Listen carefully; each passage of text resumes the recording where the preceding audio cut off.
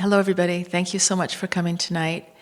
And first, the thing is, I do want to thank our sponsors. First National Bank is sponsoring us tonight and bringing us to Eastport for the second time. Thank you so much to First National Bank, and so happy to see Vicki here, who we had the pleasure of meeting at the branch in Eastport. And also want to thank Breakwater Bagels for the refreshments. They brought that. And the Happy Crab treated us to lunch for 8 people today as a sponsorship also. I started Finding Our Voices. It started as a photo exhibit. Yeah, the two sparks for it were when my husband of 29 years was arrested for domestic violence. And the headlines in our local paper, I was very embarrassed to go out after that. And when I did go out, I went to my hairdresser and she put her hand on my shoulder and she said, "I've been there. And I've always wanted to tell my story." And then everywhere I went after that, everybody, all women all around me told me that they too had gone through domestic abuse. It was my best friend I found out about, my best friend's daughter, my neighbors, hairdresser, on and on. And I'm a photojournalist, and I realized, wow, like this is a big story, and I never knew, no one knows how much of this there is. And the second spark would be, I guess when my ex there were like 7 charges, including domestic violence, assault, and they gave him a plea deal, which ended up with just a fine of like $500. It was actually $3,000, I think, but no jail time. And I thought that it was because he had a really good lawyer. But then, come to find out, no, this is just across the board. Because the more women I talked with, there is never any accountability. First of all, this kind of thing never even comes to the attention of the courts because women don't, for so many different reasons, don't call the police or don't talk to the prosecutors, but when it does come to the attention, nothing is ever done. So those two things kind of started this. We are a nonprofit now, and we are survivors, grassroots nonprofit, breaking the silence of domestic abuse all across Maine, all different ways, including a Let's Talk About It tour. This is our second stop of the year. We started in Blue Hill, and we're going to be going to about 12 different places, including the Maine Irish Heritage Center in Portland. We're going to the Botanical Gardens in Booth Bay Harbor. And I'm really excited in June, the Seacoast Mission. Does anybody heard of the Seacoast Mission? Which is a boat that goes to islands and brings health care. And they're going to take me and another survivor to Frenchboro, Matinicus, and Idaho to talk about domestic abuse. So we also have more and more, as our posters are now all across Maine, women are getting in touch with us. This is 2 of the posters right there, and Megan is in one of the posters. Megan is right here with her dog. There's 45 women on these posters in like 100 different towns in Maine. Has anybody seen them anywhere, the posters? But we put up quite a lot in Calais today. Mm-hmm. And so as women get in touch with us from the posters, we found out how the huge gaps there's no the services, the programs, the money, the rights for domestic abuse victims. So we are just doing as much as we can to fill that in. We have a fund. It's called the Get Out, Stay Out Fund. And this year alone, just until now, we've given out $42,000 for women to get out and stay out and keep their kids and pets safe, including shelter, short-term shelter, car expenses, legal expenses, home security systems. We have Finding Our Smiles, which is a dental program, and there's a poster there showing 28 dentists that are giving free dental procedures, gold standard, including implants and veneers, to domestic abuse victims. and Mandy works at a dental office, Town Hill, and there Mandy helped get her dentist office into that program. We also have online support groups, so anybody out there who knows of anybody who is going through domestic abuse from Maine, please let them know about us as a resource. I want to thank the ladies who are up here with me tonight and who've joined me in Eastport, coming from all different places. And maybe I'll just pass the mic, and if everyone could just say what town they're from, if they'd like to say that, and maybe how they came to join Finding Our Voices. Okay. All right. Hey, so my name is Melody, and I was in a relationship that was abusive for 13 years, and it was mostly mental abuse. But I've been able to get out of that and stay out comfortably, and I'm grateful for this program.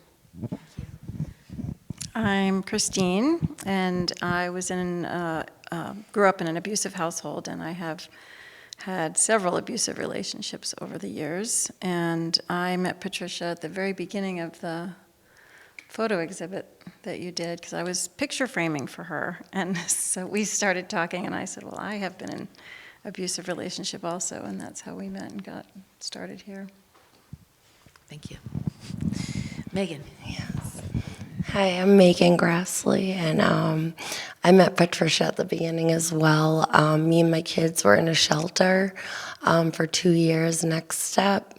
It was the 5th time I had left. Financially, we couldn't make it on our own, so we had to keep going, back to the abuse. And then I found Next Step and met Patricia, and it has changed my life, so. My name is Mandy. Similar story, I think, to Megan. It's been many years since I've been with Finding Our Voices. I can't really remember when. Went through the Next Step program after a 20-year relationship that almost killed me and my children, and my mom, actually.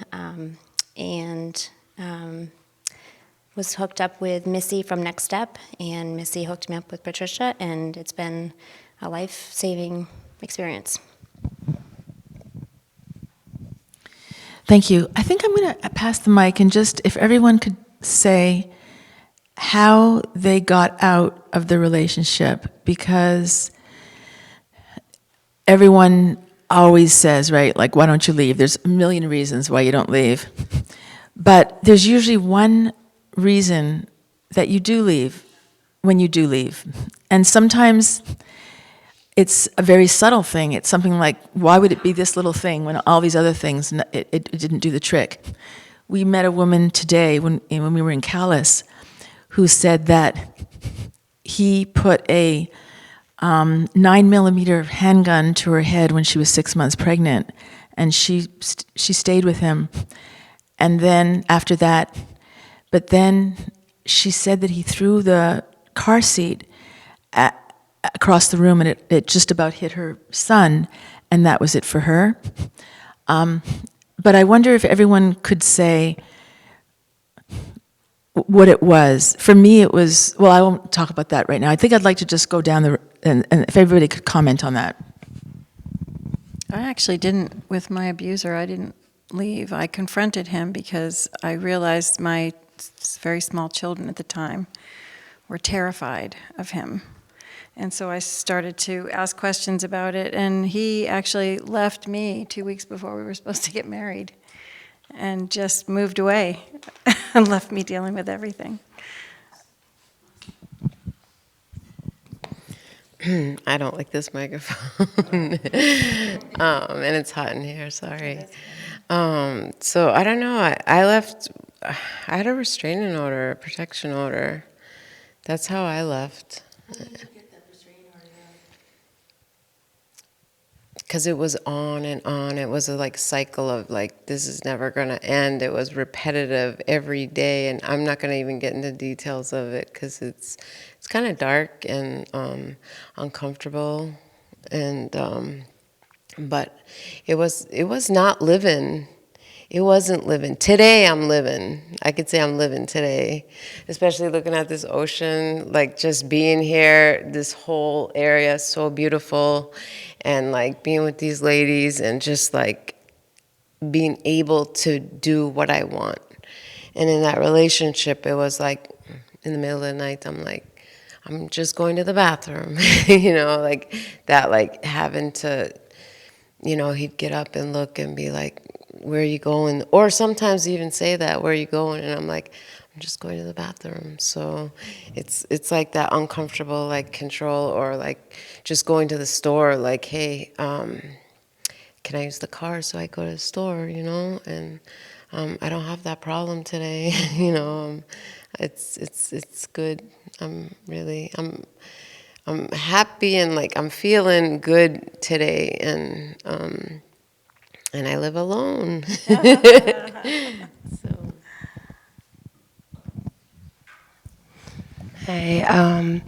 I was seeing a counselor, and I was struggling with substance abuses and self-medicating when I was living with him. And she asked me one day, she said, how are your kids dealing with it? Where are you going to draw the line? And I said, well, if he ever hurt my child, I would call the cops, because at that point my confidence was so low in myself, I felt like I deserved it. And that night that I called the cops, he was coming at me to punch me, and my daughter got in the way and got hit. And I called the cops immediately and locked us in the bathroom. And we had 2 days to get our stuff out because he was in jail, and there's no common law in Maine, even though I was there for 11 years and paid for the house as well. We had 2 days to pack up and get out, so. So my abuse grew and grew over the 20 years, and that last day was my final straw. He was going to slit our throats, mine and my kids' throats, from youngest to oldest. So I was able to get away through a full day of being 2 steps ahead so that I could get him away from my kids, and isolated with just him and I, so that he could go to sleep and I could sneak out. And that was the last time I saw him, was when I snuck out. I can just say one more thing. A lot of times women too, like I worked with a domestic violence agency for 6 months just preparing to leave. So sometimes it's like, it's so hard to get out because that's when it's the most dangerous, that you have to really prepare, like, have a backup plan and stuff like that ready for when that does happen. Yeah, because the jail doesn't keep them in. No. When they go to jail, they don't stay in jail. They don't stay in jail. They are allowed bail. Luckily, I was able to get bail. He didn't get in to see a judge until that following Tuesday, which was this was a Friday night. So I had a few days to kind of prepare myself for what if, and that's when I got in touch with Next Step and a safety plan in place. There needs to be a law in Maine that when someone is picked up for domestic violence, there needs to be a 48-hour hold. They need to be held in custody because you need that time. You need at least 40. When he did see the judge, he didn't get bail, and he was out for a year, and that's the only reason why I stayed away. Because a lot of times they send them right back out. You're terrified of them. They almost killed you, and they're right back. They know where you live. It's ridiculous. I would like to talk about the link with substance abuse and domestic abuse, if anybody has anything to comment about that. When I was using substances, I had relapsed because I had used in college, and then I was with him, and he also used substances. He would drink and black out and not remember what he did. That was his excuse, even though I know that he did remember a lot of it. He even went as far as to buy me drugs to keep me down at a certain level so he could control me. Definitely the same kind of thing, manipulative in far as trying to get clean and sober. We became addicts together after breaking our backs on separate occasions. So it was doctor prescribed, and then it was weaned down, and then it was buying on the street. So it just became a cycle. And then it became a way to control me, because when I was sick and trying to get clean and sober, he would either dangle stuff in front of me, or it was just a cycle of manipulation and head games. And so it was completely impossible to get sober. But now I'm here today and almost 8 years sober.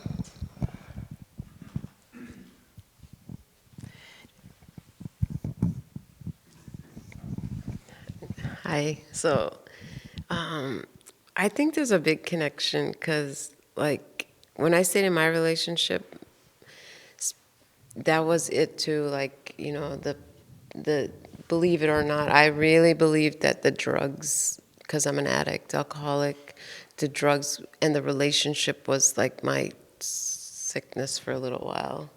It was almost like both are unhealthy, but I'm going to stay because I don't know what else to do. This went on for years. Like, it was like, you know, and then, you know, I had the like 6 years of using pills. I call it the pill shuffle years because that's what it was. I didn't get into the street drugs yet. I avoided the drinking because I would get too wild. And then so I got prescribed like medications, and he got prescribed medications, and it was like a sick, everything about it was sick. And, you know, that last, one of the like, when it did get physical once, it was because meds were out, and it was like, that was crazy. And then there was no opiates there was no opiates, so it was like, all right, so it was the Jägermeister, and then, like, that was one of the worst nights I ever had with him. Like, he ended up getting arrested. He got arrested that night for, like, strangulation. Like, it was bad. It was that was, like, the worst ever experience that I had. So, but it like, that was it. The drugs too, like the withdrawals from it, and you get so uncomfortable, and then you get desperate, and you're like, okay, so let me just take a strong drink, and it's just, it's a cycle of like, I can honestly say I don't miss it. I don't want that life again. Like, it was crazy and just unstable, and I really think there's a big connection. There's definitely a connection, and also, when you're in that, if it's a mentally abusive relationship, and then you feel so low, and like it's like a mental warfare, like, and then you're like taking all these things to numb out just so you don't feel anything. You know, I took Ambien during the day. Like, that's how crazy it was. Like, but then I would, you know, I'm sorry to get in detail, but it's already, I wrote about it, I think. So it's okay. But I'm not afraid to talk about it because it's something there could be somebody out there doing the same thing, you know, in the same situation I was in, that unhealthy, mentally abusive relationship that has like some drugs involved too, like, but they don't give prescriptions out like they did back then now, but I definitely did resort to using substances just so it was that sad.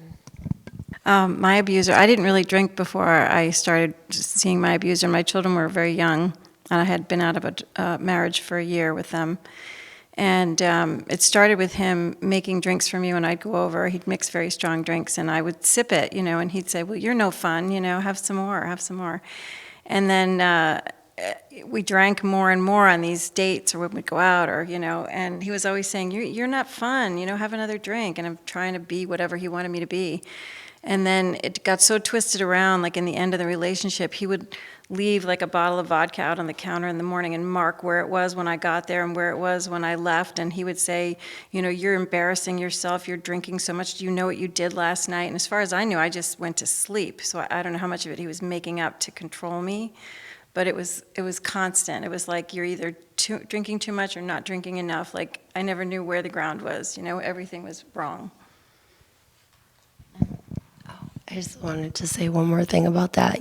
All of this stuff is true, but also Just a reminder that, like, even alcohol and drugs is no excuse to hit. Like, I struggled with addiction and I never hit anybody or hurt anybody, you know? I mean, I think a lot of times men say, oh, well, I was using, or I was this way, so this is why I did that. And then you feel bad, like, okay, well, maybe I can help them, you know? And you try to help them get better, but it's really a manipulation, so, yeah.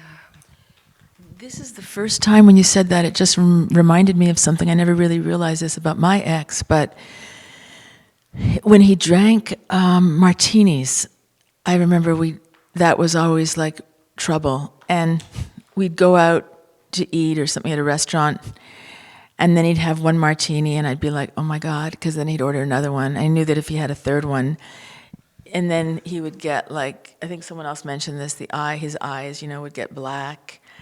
And he just seemed to turn. Those signs. You saw those signs. Yeah, but I blamed it on the alcohol. I did, because I remember thinking, like, he just don't drink those martinis, because the martinis like turn him into a monster. But if that's just an excuse, of course, I didn't really even see it that way. It wasn't the martinis; it was him.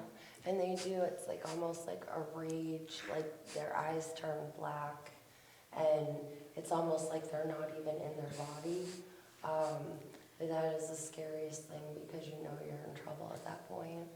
And if they know that that's what happens to them when they drink, and they care about you, and they know that they hurt you when that happens, they won't do it anymore. But the fact that they keep drinking, even though they know that that happens, that's just right there. There's no excuse for it. No.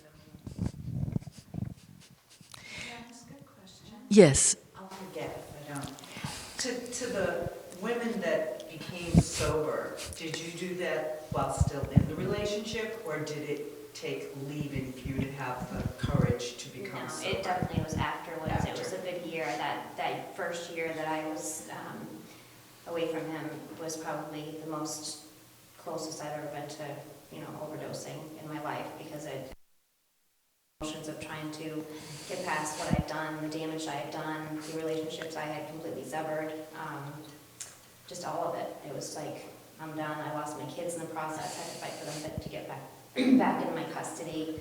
It was probably the worst year of my life, including all the years of the abuse. The first year I got away from it. But I kept going. I had great support.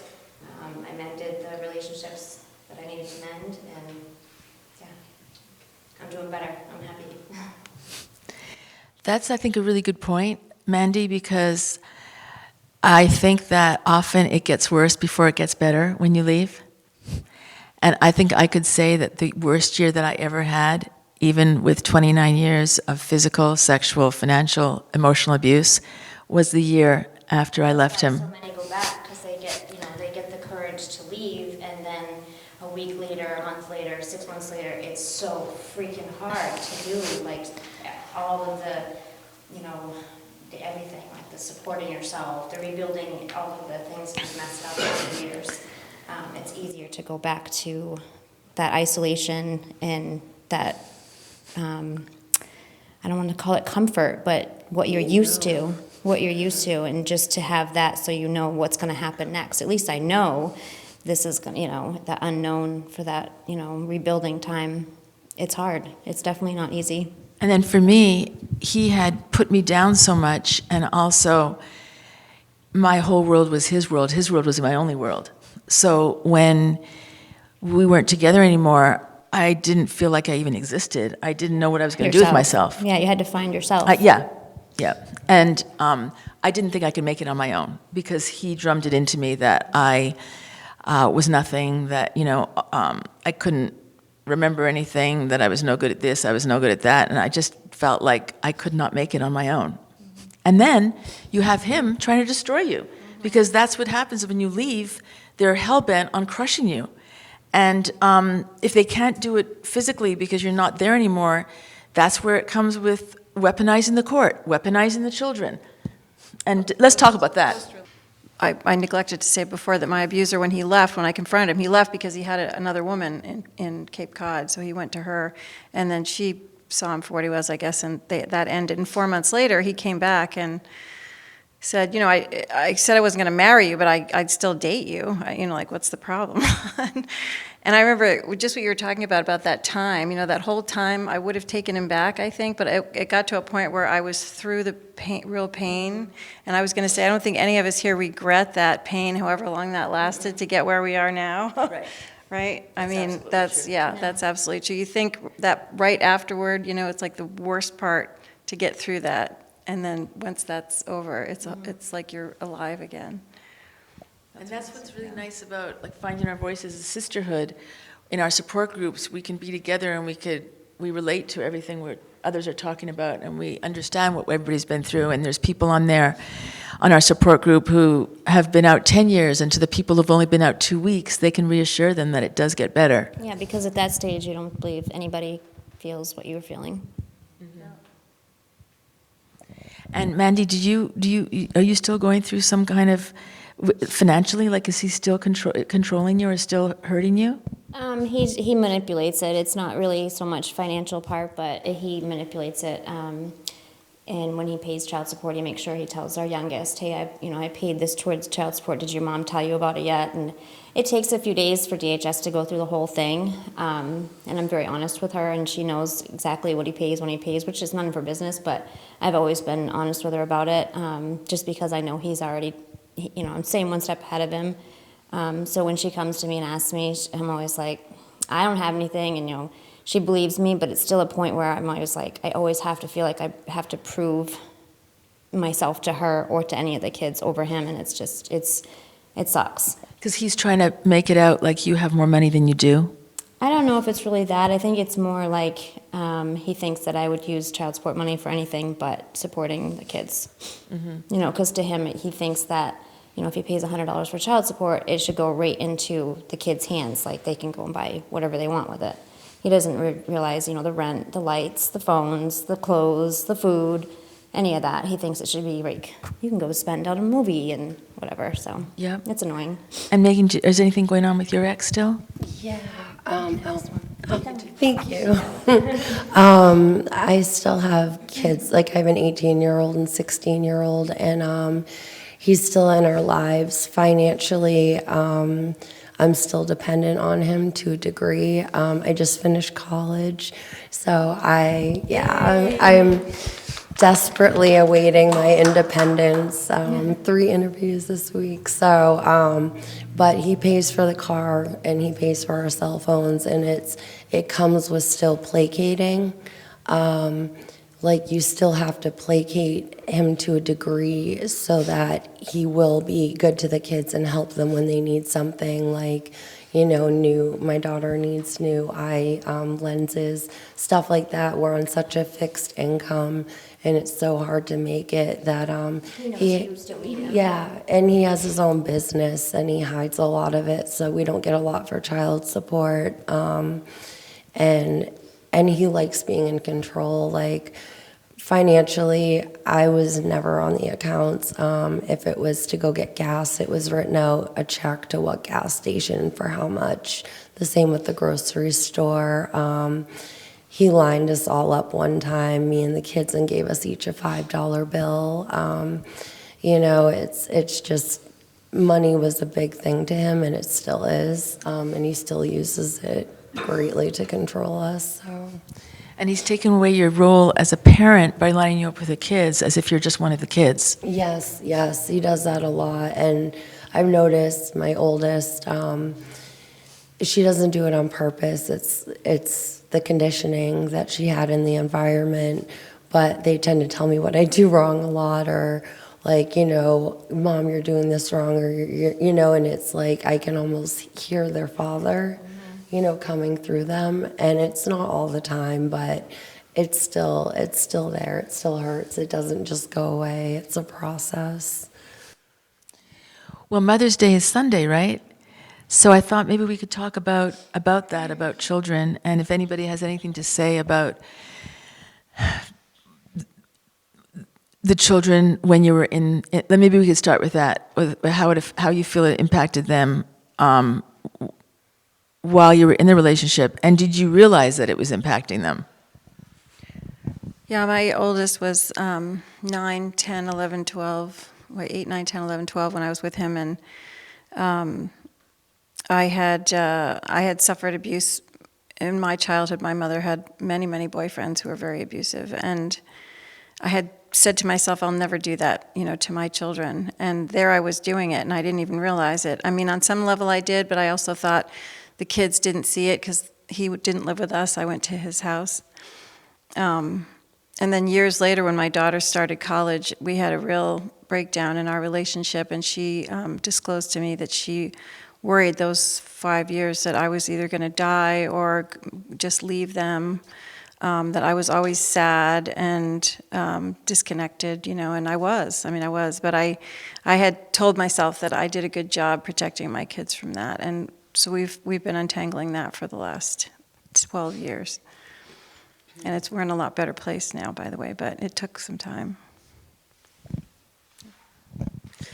I have a son, and I notice a lot of things that are kind of unhealthy and similar, and I always try to, today it's different for me, how I communicate with him and try to help him to, understand this healing process that, I'm going through this healing process of, things, and then, he was young, and, he has a lot of anger, and, still I hear him blame a lot, and I can tell that sometimes I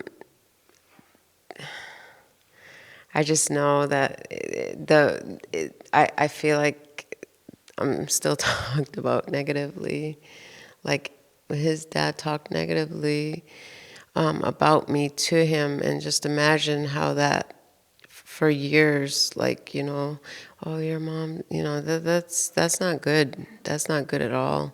So even today, it's work. It's work where I'm telling him it's trying to teach him that's not okay. It's not healthy. I've already tried to talk to him before and say, hey, listen, I'm sorry that happened when you were younger. When he's seen a lot for his young age, and he's 19 now, and he's doing good, I think. I think he is doing good. He's going to school, but we had to do counseling. I'm for counseling, so I recruited a couple in-home counselors for 2 years, and most recently was just 2 years ago, he was 17, and I said, well, in order for you to live with me, we have to do home counseling. I said, because I think it'll be helpful for you. I think it'll be helpful for him. I think it'll be helpful for the three of us, because there was some anger moments. He grabbed my phone once, and I was wow. And just little things, but then even the counselor left us. The counselor was I can't, and she said I can't work with him. So even to this day, I think I'm gonna try to encourage him to go back to counseling, or but it's definitely it's there. I worry about it. I pray about it. And I hope that, me trying to help him today be a good adult and good person, that, this change could take place in him, that he can understand properly in his mind and be yeah, I get it now. All right, so, years go by, you grow, you learn, and hopefully that all he can just let it go as he's going, so that it doesn't keep being a pattern. Yeah, I have a 19-year-old too, a son, and I find I have 2 girls who are older, and my girls would open up and talk to me, but my son, just angry and not very kind, even when I would try to talk with him. And what was strange to me is that because he went off to college 2 years ago, and I would I was just crying all the time because he was so horrible to me. And my friends who are moms were saying, well, that's what boys do, you know, when they're trying to break away from their mothers. I'm like, they're cruel and they say horrible things. I'm like, that's not okay. Why are we making that okay?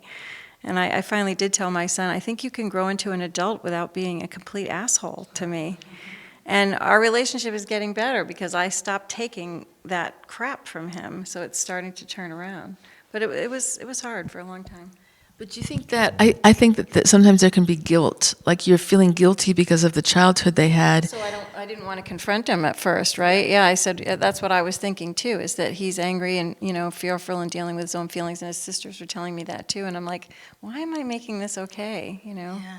But we're better now because he appreciated my honesty and he's learning more how to communicate. Yeah, that's what women who, it's really hard when you've been through abuse and maybe you're used to being put down, but you have to stand up for yourself sometimes and say, this is not okay. Like sometimes you could find your kids doing to you the same thing you felt that your ex was treating you the same way, to some degree. Yeah, I know me and my daughters have had a lot of talks about them maybe being susceptible to abusive relationships as well because of how they grew up, which was really important to me to talk to them about that.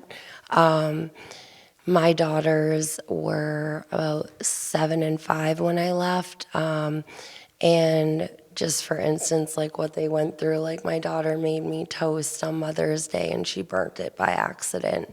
And he threw a cast iron frying pan across the kitchen. And I found her huddled on the stairs. And I just like, after we had kids, the abuse got a lot worse because he was 24 years older than me. And he believed in old school, you know, throw a kid against the wall by his neck and like teach him a lesson. Not old school. You know? That's what he would say. Yeah, that's what he would say. That's what he would say. And I came from a family of like lovers and just nurturers, and you know, I was like, we don't parent the same way. One time they were toddling near a river and I was like, can I take a nap for a little bit? And he wasn't even near them and they were toddlers, and he goes, well, human beings have a natural inclination to not want to die. I'm like, so I never took a nap again.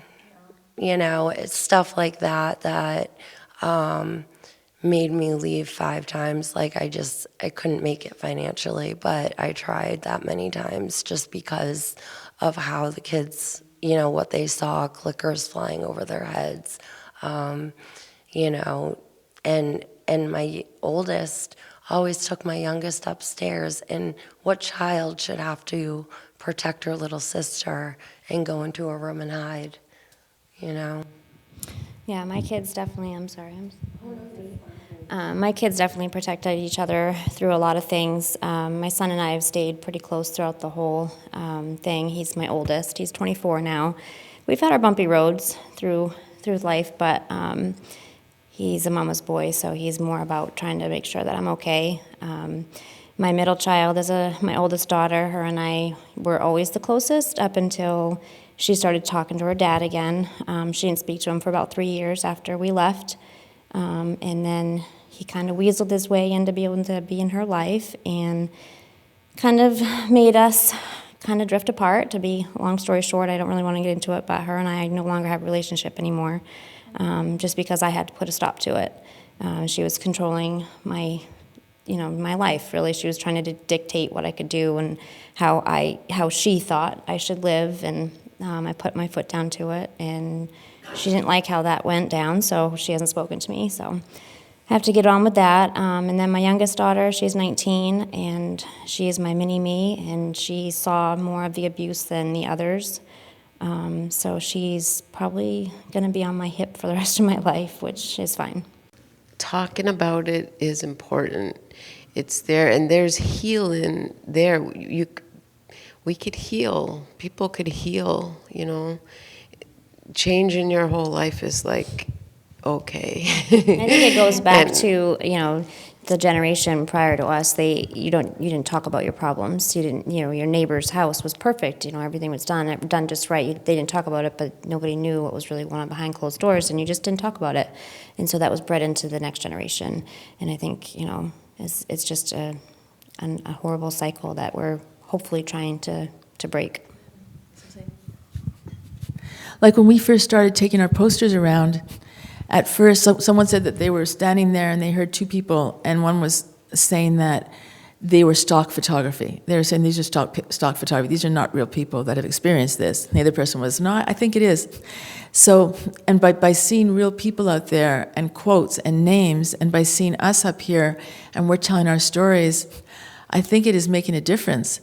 And so I agree with what everybody's saying, but I just feel like the more that we could talk about it and get real about it, and with the people that it is impacting, I think that's where you will have more people reacting to this, and not just reading about, but just looking at someone and hearing them talk about their relative was murdered, their relative is missing, and what their family's going through.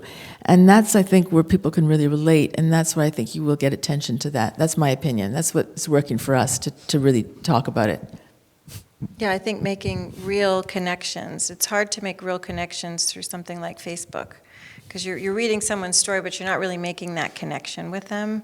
And that's what we're finding is so important. Patricia and I knew each other for 15 years and worked together, like every couple of weeks anyway, and never talked about any of this until your first show. Yes, and I saw after my ex was arrested, there was a New Hope had left a little wooden, they leave these wooden little buttons or something, and for the domestic abuse shelter, and I was like, no, that's not me. Like, 'cause to my mind, the stereotype of a domestic abuse victim is a woman with a black eye who looks very pitiful. And even then, like first, I never had a black eye, and I didn't think I was pitiful. So even though he had just been arrested for domestic violence, he had just tried to kill me, 29 years of domestic abuse, I did not see myself as a domestic abuse victim. But if you just, I couldn't relate. So I think it needs to be relatable to really, yeah. I want to say something. Yes. What do you think about men who get domestic violence against men? My father spent 53 years in a relationship. My mother mentally abused him. And I witnessed that growing up. So there's not a lot out there about men. No, I think men should start, well, they could always start, whatever, they could talk about it for sure. We acknowledge that it does absolutely happen to men. I've seen it. I've witnessed it. I was at a... Brushed under the rug too, because how would they let that happen? And that's... Yeah. You take just all the self-esteem or, insecurities, and they tone into that, and, it's the same. There's actually a person in Ellsworth that holds a group for men that have empowering them to help change domestic violence. And not only are men abused, but men also have a voice, and they're also a big part of this change. Men need to talk to each other too and get on each other and be like, that's not okay what you're doing to your woman, or vice versa. I don't think anybody should hit anybody. You learn that in kindergarten, It's like, keep your hands to yourself. But it's important for men to have a voice and to be able to talk about it, because it happens to them and they can help it change all around. I think that the key is not to, by talking about your experience, is not denying someone else's experience. We're not up here saying it doesn't happen to men. We're just saying we are women and this is what's happened to us. But the other thing is, let me ask the women on the panel, the things that we told our family and friends, did we really tell them what was going on? No. Did we tell them the full extent of what was going on in the home? No. Towards the end, I was kind of starting to be like, this is bad, but I never, no. Right. My daughter at 5 years old would call my mother and tell her Daddy's strangling mommy, and my partner was the same age as my parents, and it was I would make excuses or say, oh, it wasn't as bad, she's 5 years old, it's we got in an argument, and they always dismissed it. It was major denial in my family. he was also, because he had his own business, he was looked up in the community. People looked up to him. And I had been a drug addict, and, and I was 24 years younger, so, what did I know? So they always listened to him. But my family, it took them until I called the cops, and he got arrested 5 times after that for breaking the restraining order. And it took next step actually talking to them and explaining stuff for them to understand how hard everything was. Mandy, do you have anything you wanted to add to that? A lot of my family I estranged from distantly, slowly by myself, like just kind of pulled away from them, like my cousins and family that was distant. But my close family, my parents, selected few close family members, knew probably a third towards the end of it, maybe a third of really what was going on. And I was telling him quite a lot at that point, but it still was tiny little pieces. Like, yeah, he might have, he punched me or something, but it wasn't like, no, I woke up to him giving me CPR. Like, he was doing chest compressions, and I'm like waking up. And, they didn't hear any of that. They didn't hear, all the times that, I had to take the phone from my kids and don't call 911, I'm okay. And, it was just like the little pieces of, he won't let me go to work, or, those kind of things. Not so little, though. If you know about domestic abuse, you Right. realize that's serious. But Annie, I do want to say that I was with my ex for 29 years, and I remember after he had been arrested, I called my sister, and I told my sister a lot. I had not told her anything until then, all those years. And she knew some things, like there was some oddness there, like why is it that I didn't go often to visit my family, or why is it that he was, when anybody visited, he was very rude. But no one, my sister would never have put it together. And he almost killed me that night that he was arrested. So that could have been the same situation. I could have been dead, and she could have been thinking to herself, like, how did I not see it? But I do think that there were, we for years and years and years, we've been minimizing and denying, and we didn't have the language for it. I mean, I didn't even know I was in an abusive relationship. I wouldn't have called it that. I thought he had some problems. I was helping him Like when you work say, through it. You creep me out. Like there's sort of euphemisms a little bit. Like that's the terminology. It didn't make it sound like it was as serious as it was. Yeah, and you don't have information from other people in your life to compare it to and go, well, this happened to a friend of mine, because none of us were talking about it. And I have a friend right now, I'm 60, so she's about 61, 62. She's been married for 35 years, and she said to me the other day that she hates the way her husband snaps at her sometimes. And I said, like what? And she said, well, I left a glass on the counter after I'd washed a wine glass. I left it next to all the other dishes so it wouldn't be on top of them. And he knocked it over and broke it, and he turned to her and said, that's your fault because you left that glass there where it shouldn't have been. And this is a grown man. But I said to her, that's abuse. And she said, no, it's not. I've got a question. Yes. I had 5 sisters. They all passed now, but I was the youngest, but I seen them experience some abuse from their boyfriends. But I always stood up for them. I didn't care what. I'd do whatever, grab whatever to fight them off and stuff. And I always did that with women, and try to protect them best I can. And a few times I, just walking around and seeing this guy beating up on a woman, and you go to stop him, and then that woman ended up turning around against you. It happened to me twice so far. She was getting beat up. I go over there with rough the guy up and whatever, and then she jumps on us like, hey, well, finally we're out of this. I wonder if you could explain to me why they're defending the guy beating them up. I've been in that before.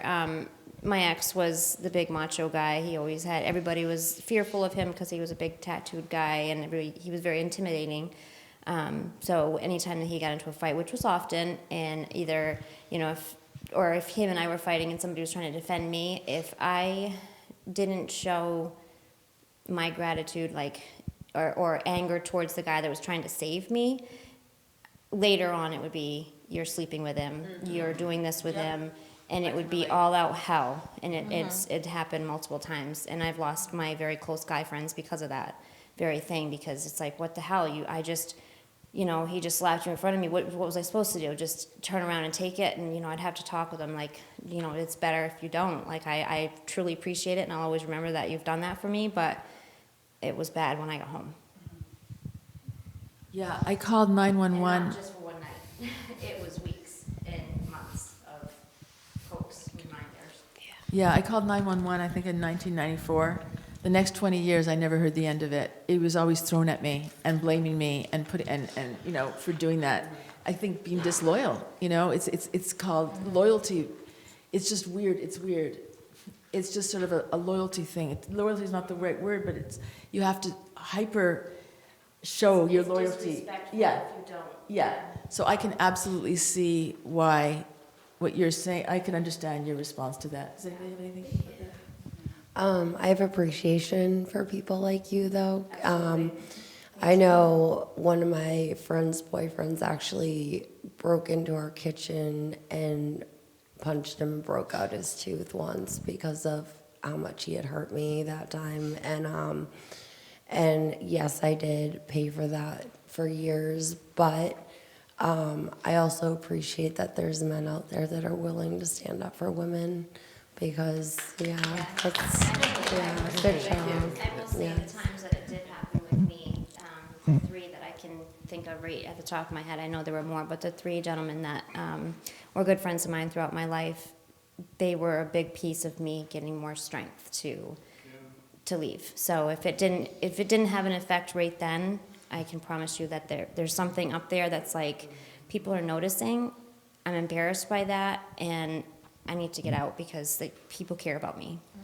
Yeah, I just got one more story. It was around the 4th of July, I was at a bar, and I was hitchhiking home, and I met up some local boys and stuff, and we heard this girl getting beat up. So I said, what do you guys want to do? Let's go up and save her. So we went up there, we, kind of got the guy out there, roughed him up a little bit. The cops came, and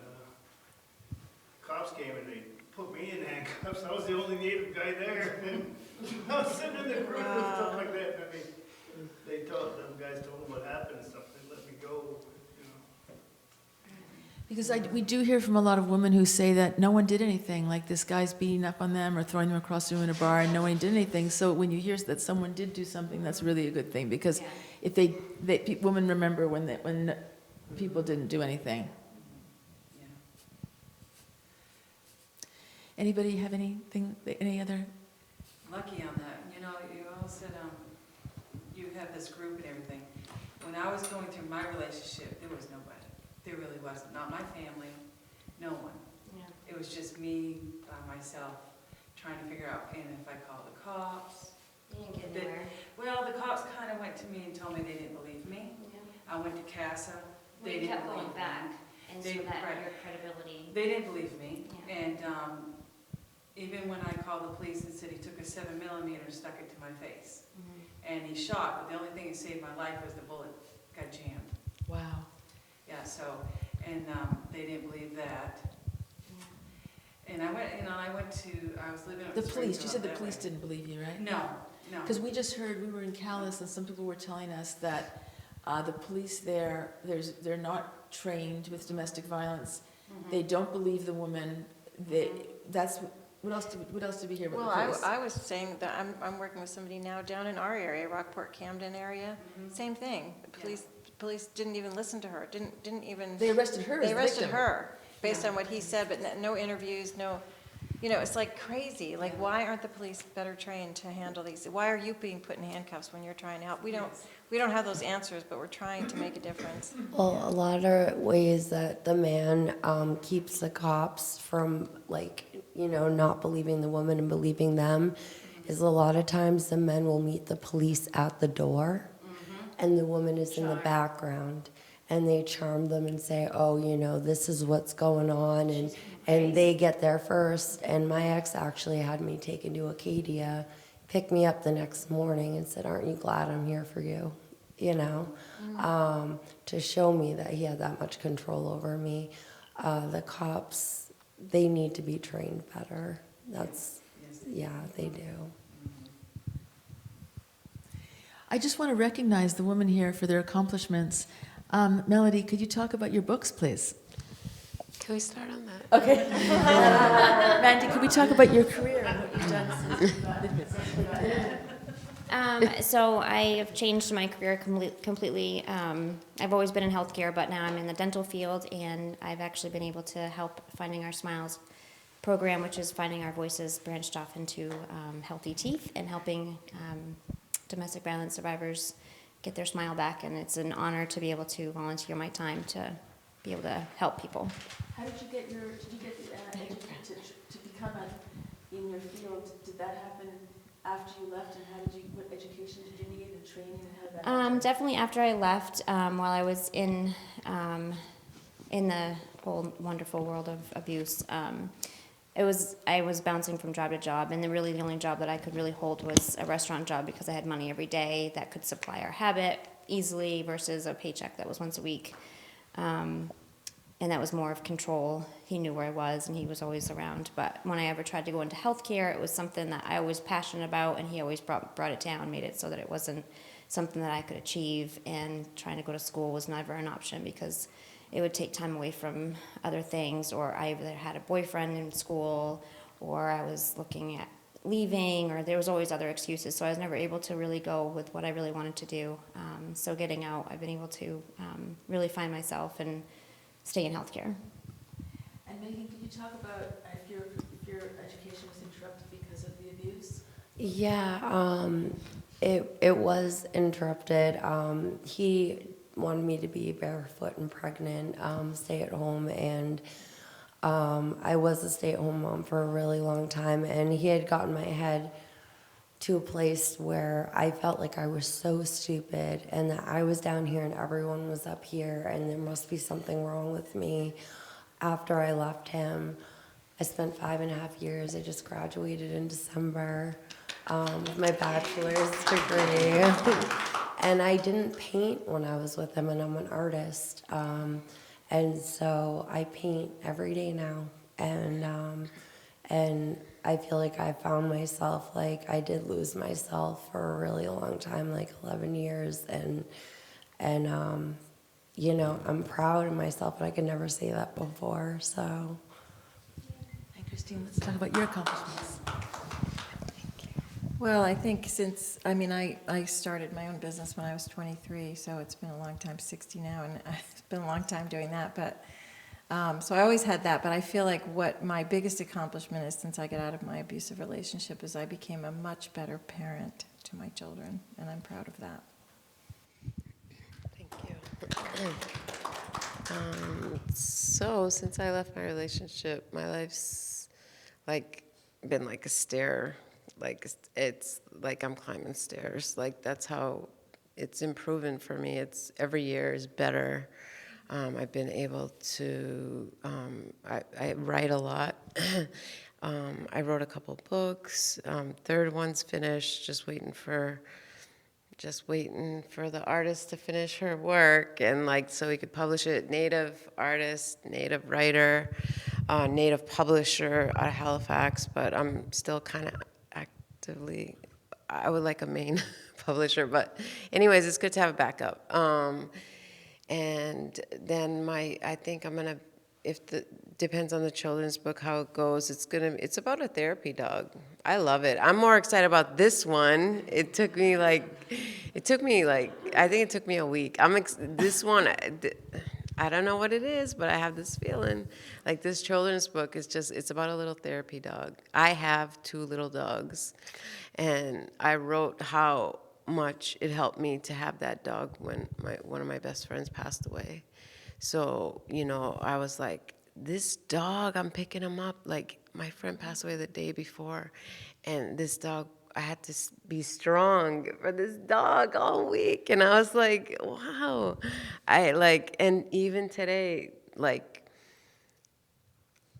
I want to go to Bangor, so I'll be with them tonight, because they've helped me through this rough year, and I'm gonna go into fictional. I have an idea for a fictional story. I think that's where I'm gonna go with that. And so it's just been really good. I'm hoping to start school in September. Like I do like 19 variety meetings a month in the state of Maine. All over Maine. And You travel all over Maine, right? yeah, so 4 are 3 of those meetings are in the 4 of those meetings are in the prison system. And this week, I've given myself a write-in assignment. Like, so there's this grant I want to get for inmates that. So when I'm in there, they're always asking me like, "Oh, can I get a Wilbrighty coin?" These coins are $5 each, and I'm not able to give these coins, and it breaks my heart. Like they come to me, "Can I have a celebration?" I'm like, "Yes." And then I said I could bring the cupcakes, I could bring the sweets, but when it comes to other stuff, it's just limited. So I'm gonna try my best to write. I'm gonna try to write this, and I have 2 friends that are experienced. A new friend, thanks to Pat, Andrew, Andy. He's gonna help you write the grant, Yeah, he said. he's gonna review it. And then I have another friend that's my coworker that is used to writing grants, and I honestly feel like he's been sent to me. Like since I've met him, he's like, this is simple, this is easy, that's how you do this. And I'm like, wow, I need to hang out with you more. Like he's like, I said, you were sent to me. I told him last week, I think you were sent here to Maine for me. I know it sounds crazy, but nothing like that, just a friend. But you have a lot of knowledge, and I feel like I can, he's really traditional native, and like he knows a lot. And I like that, because even when I was in I just want to get into this piece real quick, because when I was in my relationship, I was isolated from my family and my culture for a little while. And just recently I started to get back into it. I do speak fluent Mi'kmaq, and I stayed away from like all my relatives, the family piece that you guys talked about earlier. I stayed away from.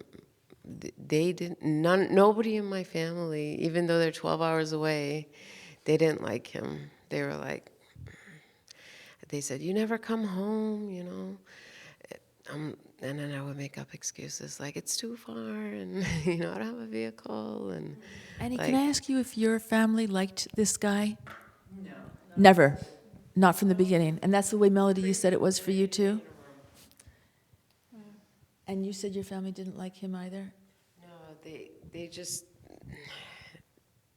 it was like, it was 11 o'clock once at nighttime. Like my mom came, knocked on our door at 11 o'clock at night, and I didn't know she was coming, but in my family, if that happened, today if it happened, she's got her room at my house. It's already there. But back then, it was hard I still think about that today. I'm like, man, I had to turn her away. Well, what happened? She knocked on the door at 11, and what he said? It would just be like what is your parents doing here? And, You turned her what away? is, like, it was just always like, I'm like, they're my relatives and they're here to visit. Like, and I don't know. It was so like unhealthy. And this is the stuff I think about. And I'm like, man, I'm grateful that I'm where I'm at today. I don't have to ask anybody. Oh, I have to go to the grocery store. I just go, and this control, and that's the whole saddest part about being in that controlling relationship, is like asking, can I use the car, or even just to leave, or just even going to the bathroom. I'll never forget that. Like, I gotta use the bathroom. It's funny you say that, because that was me. I mean, if I rolled over even slightly, like if I was getting ready to get up out of bed, where are you going? And it was always, grab, where are you going? I'm going pee? Like it's 12 o'clock at night and I have to go to the bathroom. And, it was almost like he was timing me in the bathroom. Like it was very annoying. So I totally get that. And to be able to get up in the middle of the night for whatever reason, if you want to get up for an hour and pig out on ice cream, you can, without having to be like, where are you? Where are you going? What are you doing? It's very free. I think we're going to end the evening, but Megan had something that you said that you would give advice to someone or someone that you wish that you had known about not being hard on yourself or something. Was there something that you wanted to Yeah, advise just, for anybody that's going through it or? Yeah, just not to judge and give people the time to come to terms with it. Like, even if you know people that are going through it, you can be supportive without telling them what to do. It's the scariest time to leave. It's really the hardest time when you get ready to leave. But when you're not ready yet. But you can plant that seed. And letting them know that you're there. I'm here when you're ready. Yeah, No yeah. matter what, if it's 2 o'clock in the morning or if it's 12 times they've left, I'm here. Yep. That's huge. Yeah, it is. It's on average, I think, isn't it 6 times people leave before they actually leave for good? Yes, but Yeah. then again, sometimes you don't know the signs. And there's a book, we have an online book club, and Michelle Horton just wrote this book called Dear Sister. And it was about her sister Nikki, who ended up killing her husband in self-defense. He'd been abusing her horribly for years. The district attorney knew it, the police knew it, but her sister didn't know it. And I really recommend that book. So, yes. Anybody else advice? Anybody advice for if you know somebody who's going through it? I mean, I just want to kind of agree with what Megan said. I think that I have a friend now who's going through it, and sometimes I'm terribly frustrated with her, and she's gone back a lot. But she's also, I realize, so mentally broken and exhausted that it's almost like every 48 hours she doesn't know what to do, and then she's like, I'll just go back, because that's what she knows. It's really hard to be patient sometimes with those people, because you just want to say, you're just ruining your life, like it's time to go, but she can't even fathom it. And right I was now. there, so Yeah. I understand, and I think we all were. But there is a better life on the other side, and that's why we're all wearing yellow, because we've managed to come out of the darkness into the light, and we're shining that light for our sisters who are still in the dark. And thank you very much for coming out and listening. And we'll be here for a few more minutes to have some coffee or cookies, and you can join us, and we can have some private conversations if you like. And thank you very much. Thank you.